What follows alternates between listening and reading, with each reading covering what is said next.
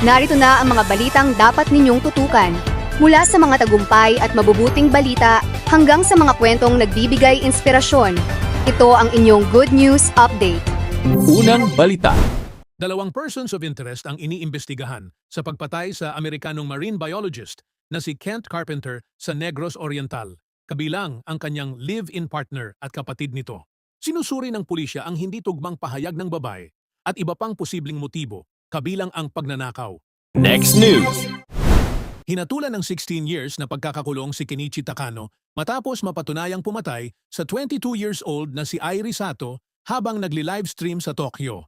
Lumabas sa investigasyon na nag-ugat ang krimen sa hindi nabayarang utang na umabot sa humigit kumulang 2.7 milyong yen. Third news.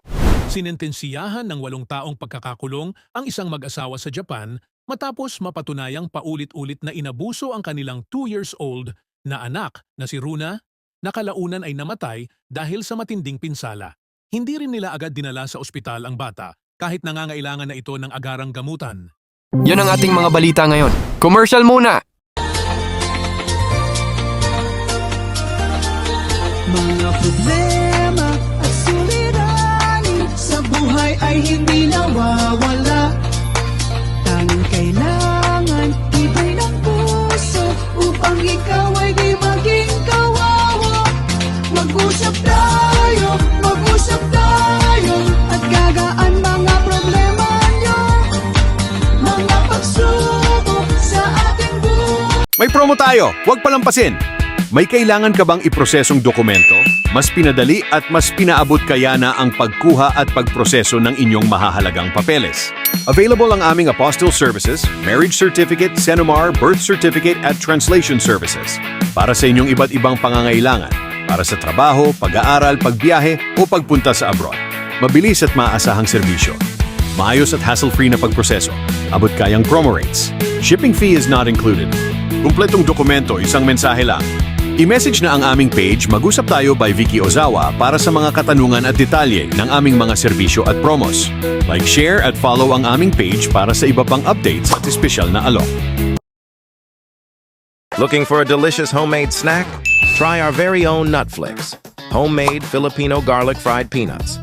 Crispy, flavorful, and perfect for your everyday cravings while watching movies, studying, or relaxing at home. Made with quality ingredients and available for only 1,000 yen. Follow our page, Mag-usap Tayo by Vicky Ozawa. Don't forget to follow, like, and share our page. Message us now to order your homemade Nutflix. Shipping fee is not included. Welcome sa Chika Showbiz! Hatid namin ang maiinit at pinakabagong balita sa mundo ng showbiz, mula Hollywood hanggang sa mga paborito ninyong artista sa Pilipinas.